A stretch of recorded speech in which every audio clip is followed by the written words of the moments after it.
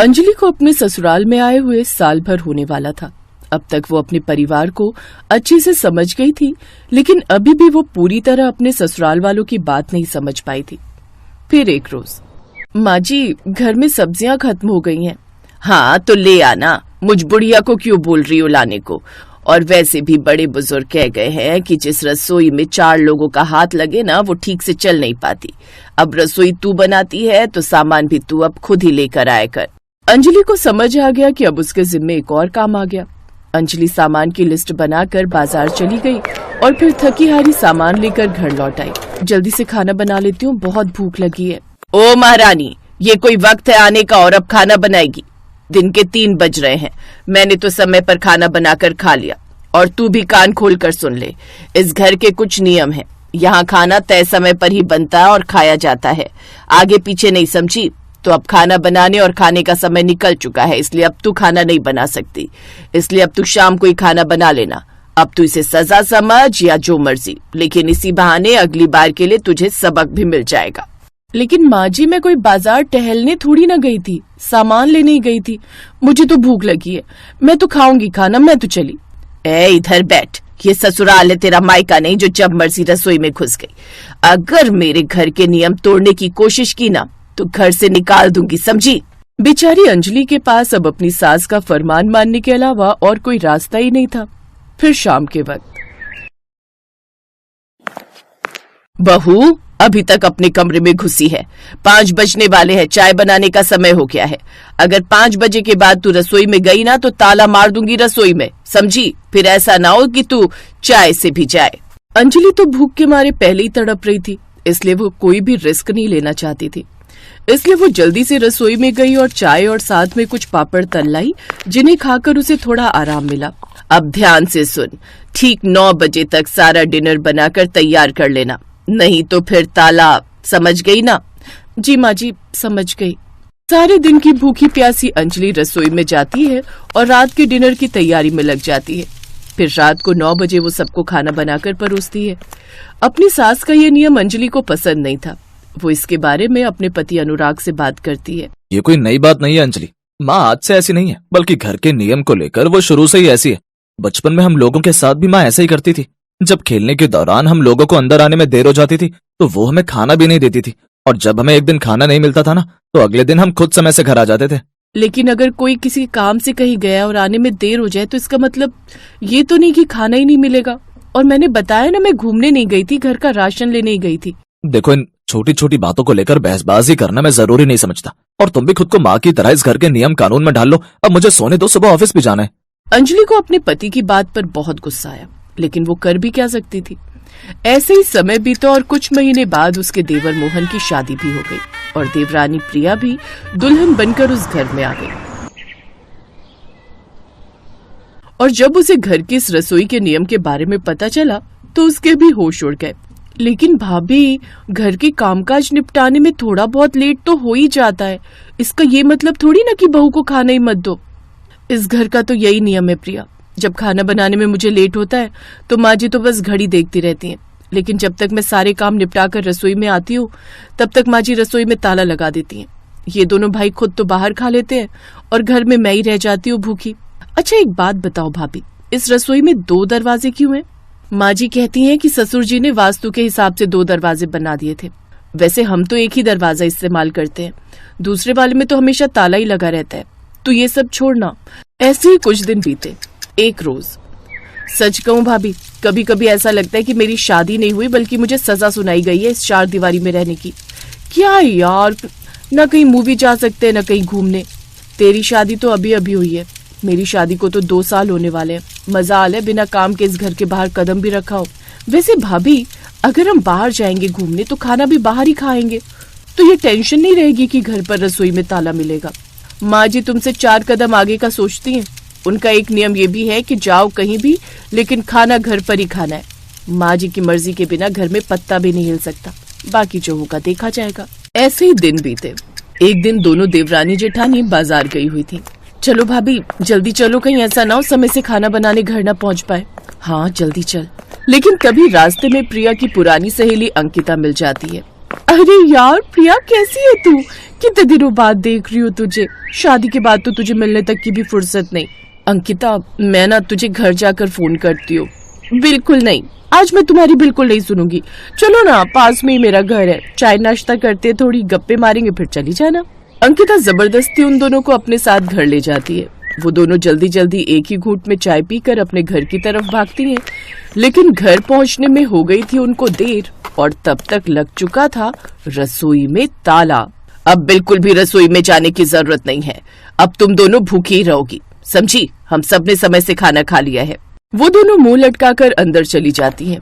फिर देर रात प्रिया को ध्यान आता है कि आज तो उसने दही जमाई ही नहीं। अरे मैं तो आज सुबह के लिए दही जमाना ही भूल गई। माँ जी से चाबी मांगकर देखती हूँ, क्या पता दे दे। वो अपनी सास के कमरे में जाती है, जहाँ वो देखती है कि उसकी सास के कमरे से जो दरवाजा रसोई से लगा हुआ था वो खुला हुआ है। वो उस दरवाजे से रसोई की तरफ जाती है, जहाँ का नजारा देख वो हैरान रह जाती है। उसकी सास बड़े मजे से अंदर खाना खा रही होती है। प्रिया को देख वो घबरा जाती है। अरे छोटी बहू, तू यहाँ क्या कर रही है? तू जानती है ना रसोई में 9 बजे के बाद आना मना है।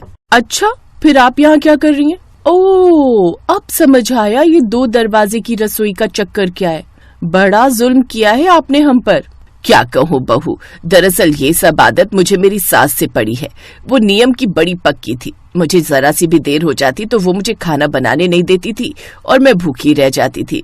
इसलिए मैंने ये रसोई का दूसरा दरवाजा अपने कमरे से निकलवाया था, ताकि रात को जब मेरी सास सो जाती तो मैं चुपके से इस दरवाजे से जाकर खाना बना लेती। सास तो चली गई, लेकिन मेरी आदत नहीं गई। इसीलिए मैं तुम लोगों के सामने ताला लगा देती, लेकिन मैं खुद इस दरवाजे से जाकर खाना खा लेती। तब तक बाकी घर वाले भी वहाँ पर आ चुके थे और ये सब बातें सुन रहे थे। माँ जी कम से कम अंजलि भाभी के बारे में तो सोचती। वो बेचारी कितनी कमजोर हो गई है।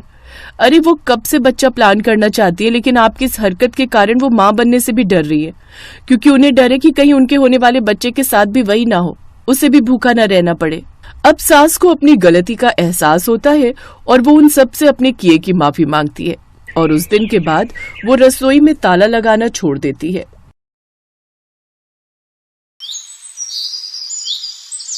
नेहा की एक गरीब परिवार में नई नई शादी हुई थी। बहू, मुंह दिखाई की रस्म तो ठीक तरीके से निपट गई। अब बारी है तेरी पहली रसोई की। तेरे ससुर जी, तेरे जेठ जेठानी और पति सभी लोग खाने का इंतजार कर रहे हैं।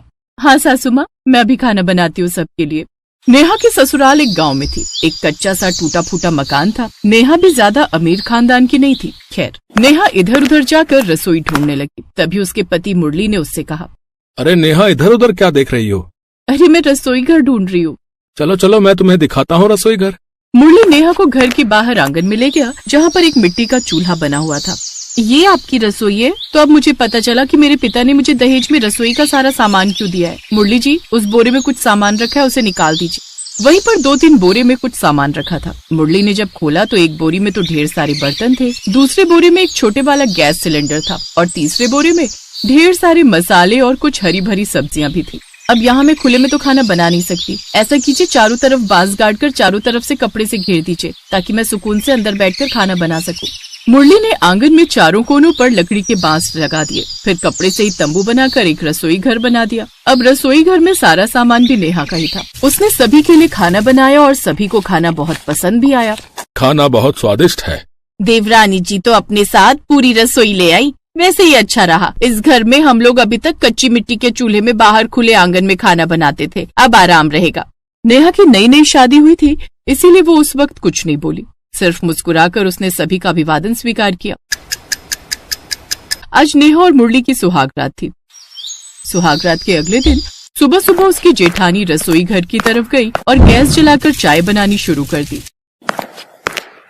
भाभी, ये क्या कर रही हैं आप? अरे नेहा, मुझे लगा तू थक गई होगी, इसलिए मैं ही सबके लिए चाय बना देती हूँ। वो सब तो ठीक है भाभी, लेकिन ये रसोई घर मेरा है। आपने कभी सपने में भी गैस सिलेंडर और इतने अच्छे अच्छे बर्तन देखे हैं? तुम मेरी बेइज्जती कर रही हो। अपने मायके से दहेज में रसोई का सामान क्या ले आई? खुद को बहुत बड़ी महारानी समझने लगी। नेहा ने ही सबके लिए चाय बनाई। जब बारी आई खाना बनाने की, तब उसकी सास धोखे से उसके रसोई घर में पहुँच गई। चलो, ये अच्छा रहा, बहू अपने साथ पूरा रसोई घर ले आई है। तभी वहाँ पर नेहा आ गई। सासू माँ, मेरे रसोई घर में आप क्या कर रही हैं? तुम्हारा रसोई घर? ये कैसी बातें कर रही है बहू? मेरे घर वालों ने मुझे दहेज में रसोई क्या दे दी, घर की सारी औरतों की नजर मेरे रसोई घर की तरफ ही रहती है। आज के बाद कोई भी मेरे रसोई घर की तरफ झांकेगा भी नहीं। उसकी सास को कुछ भी समझ में नहीं आया। वो बेचारी सीधी सादी थी, बिना कुछ बोले वहां से वापस आ गई। अब दोपहर का पूरा खाना नेहा ने अकेले ही बनाया। ऐसे दिन बीतते जा रहे थे। नेहा किसी को भी अपनी रसोई घर में घुसने नहीं देती थी। इसी वजह से घर के सभी सदस्यों का खाना नेहा को अकेले ही बनाना पड़ता था। फिर एक रात उसने अपने पति मुरली से कहा, देखिए घर में इतने सारे लोग रहते हैं और सबका खाना मुझे ही बनाना पड़ता है। ये कब तक चलता रहेगा? नेहा, तुम अपनी रसोई में किसी को घुसने ही नहीं देती हो, तो भला कौन तुम्हारी मदद करेगा? वो रसोई मेरी है तो मैं भला किसी और को अपनी रसोई में क्यों घुसने दूं? ये तुम कैसी बातें कर रही हो नेहा? मैंने तो तुम्हें एक समझदार लड़की समझा था, और तुम हो कि एक रसोई के पीछे पागल हुई पड़ी हो। अरे भाभी, तुम्हारी रसोई का सारा सामान चोरी करके भाग जाएंगी क्या? मुझे कुछ नहीं सुनना। बड़े भैया से कह दो कि वो अपने खाने पीने का इंतजाम अलग से कर ले। मुरली उस वक्त कुछ नहीं बोला और चुपचाप सो गया। अगले दिन वो अपने खेतों में अकेले बैठकर कुछ सोचने लगा। मैंने कभी सपने में भी नहीं सोचा था कि नेहा इस तरह की निकलेगी। यही सब सोचते सोचते काफी वक्त बीत गया और मुरली अपने घर वापस चला गया। लेकिन उसने घर आकर देखा तो नेहा अपनी भाभी और सास से लड़ झगड़ रही थी। ये रूप मुरली ने उसका पहले कभी नहीं देखा था। नेहा, ये क्या कर रही हो तुम? तुम्हें अपनी भाभी और माँ से बात करने की तमीज नहीं है क्या? मैंने तुमसे कल ही कहा था कि हम दोनों की रसोइयों को अलग अलग हो जाना चाहिए। मैं अपनी दहेज की रसोई में किसी की भी नजर नहीं लगने देना चाहती। जब देखो तब ये दोनों मेरी रसोई में घुसने की कोशिश करती रहती हैं। बहू, ये सब क्या बोल रही है तू? हम सबको हमेशा मिलजुल कर रहना चाहिए, और सब अपने ही लोग हैं भाई। तेरी रसोई का सामान लेकर कोई भाग थोड़े ही जाएगा। मुझे सबसे ज्यादा अपनी दहेज की रसोई प्यारी है। इससे बढ़कर मेरी जिंदगी में और कुछ भी नहीं। नहीं नहीं, ये रसोई क्या, ये पूरा घर भी तुम्हारा ही है। तुम ऐसा करो, अपनी रसोई और अपना घर लेकर अकेले रहो। हम सब यहाँ से जा रहे हैं, अकेले ही मजे करो। कोई तुम्हारे बीच में दखल अंदाजी नहीं करेगा। हाँ हाँ, मुझे भी किसी की जरूरत नहीं। जिसको देखो मेरी दहेज की रसोई के पीछे ही पड़ा रहता है। घर के सारे लोग मुरली को समझाते रहे, लेकिन मुरली का गुस्सा अब हद से ज्यादा बढ़ चुका था। उसने जल्दी जल्दी अपना, अपने माता पिता का और भैया भाभी का सबका सामान पैक किया और सबको लेकर वहां से निकल गया। नेहा अब उस घर में अकेली बची थी। अब मैं इस घर में अकेली रहूंगी और मुरली का क्या है, वो 2-3 दिन में मेरे पास आ ही जाएगा। गांव से थोड़ी दूर पर मुरली के परिवार का खेत था। वहीं पर वो लोग तंबू बनाकर रहने लगे। वहीं पर उन लोगों ने कच्ची मिट्टी का चूल्हा बना लिया और खाना बनाने लगे। उन लोगों की तो गरीबी में रहने की आदत थी, इसीलिए वो लोग अपनी जिंदगी वहाँ पर फिर से उसी तरह जीने लगे। मुरली, मुझे लगता है तूने गलत किया है बहू के साथ। नहीं माँ, मैंने बिल्कुल सही किया है। इससे अच्छा तो मैं शादी ही नहीं करता। दहेज में रसोई क्या ले आई? अपने आप को बहुत बड़ी महारानी समझने लगी। नेहा को अब वो घर काटने को दौड़ने लगा। गांव की औरतें उसे ताना मारने लगी, ये देखो इस बहू को, इसको अपनी रसोई से ज्यादा कुछ प्यारा नहीं है। भगवान ऐसी बहू और ऐसी औलाद किसी को ना दे। बिल्कुल सही कहा तूने। इस घर की तरफ तो देखने में अब शर्म आती है। आज के बाद इस गली से निकलेंगे भी नहीं। तो इस तरह धीरे धीरे नेहा के घर के सामने से होकर अब कोई नहीं गुजरता था। उसके आसपास कोई इंसान तो क्या, कोई परिंदा भी नहीं जाता था। उसे अकेले अब डर लगने लगा। इस घर में तो मुझे डर लगने लगा है। 2 महीने हो गए, मुरली अभी तक लौट कर नहीं आया। लगता है मैंने कुछ ज्यादा बोल दिया। मुझे दहेज में मेरी रसोई घर पर इतना घमंड नहीं करना चाहिए था। गांव का कोई आदमी मेरी तरफ देखने को भी तैयार नहीं है। दुकान पर जाती हूँ तो दुकान वाला सामान देने से भी मना कर देता है। एक रात जब नेहा अकेले सो रही थी, तभी अचानक कुछ कुत्ते भौंकने लगे। नेहा अपनी रसोई घर के बाहर ही एक तकिया डालकर सोया करती थी। भौंकते हुए बहुत सारे कुत्ते उसके किचन के अंदर घुस गए। भग, भग। नेहा उन कुत्तों को भगाने की कोशिश करती रही, लेकिन कुत्ते नहीं माने। अचानक उन कुत्तों ने नेहा को दौड़ा लिया। इसलिए नेहा ने खुद को घर के अंदर बंद कर लिया। सुबह नेहा ने जब अपने घर का दरवाजा खोला, तब देखा कि सब कुछ बर्बाद हो चुका था। ये सब क्या हो गया? मेरा पूरा रसोई घर तबाह हो गया। अगर कल मैं कमरे के अंदर नहीं जाती तो ये कुत्ते मुझे भी मार डालते। यहाँ दूर दूर तक मुझे बचाने भी कोई नहीं आया। आज मुझे समझ में आ रहा है कि परिवार कितना जरूरी होता है। आज अगर मेरा परिवार यहाँ होता तो मेरे दहेज की रसोई बच जाती और गाँव वालों का प्यार भी मुझे मिलता रहता। अब नेहा ने फिर से कच्ची मिट्टी का चूल्हा बनाया और उसी में खाना बनाया, लेकिन अकेले उसे खाने का बिल्कुल मन नहीं कर रहा था, क्योंकि वो इलाका पूरा कब्रिस्तान जैसा लग रहा था। उसके घर के आसपास कोई आता जाता भी नहीं था। इसीलिए नेहा भी घर से भाग गई और इधर उधर भीख मांगने लगी। एक रोज मनोहर ने उसे भीख मांगते देख लिया। नेहा, तुम यहाँ भीख क्यों मांग रही हो? वहाँ पर उसके सब घर वाले भी मौजूद थे। नेहा तुरंत सबके पैरों में गिर पड़ी। उसने सारी बात अपने परिवार को बताई। अब मुझे समझ आ गया माँ कि परिवार से बढ़कर कुछ नहीं। ऐसे हजारों रसोई कुर्बान है परिवार के ऊपर। चलो, कम से कम अपनी गलती का एहसास तो हुआ। चलो फिर से एक नए सफर की शुरुआत करते हैं। वो सब फिर से अपने पुराने घर लौट आए। सभी लोग मिलजुल कर प्यार से रहने लगे। Best buddies. Hello friends. Thanks for watching this video. अगर आपको ये वीडियो पसंद आया है तो प्लीज लाइक, सब्सक्राइब, कमेंट्स करें इस वीडियो पर और हाँ, शेयर करना भी ना भूलें। और भी मजेदार वीडियो देखने के लिए नीचे दिए गए बेल आइकॉन को दबाएं। देखते रहिए बेस्ट बडीज।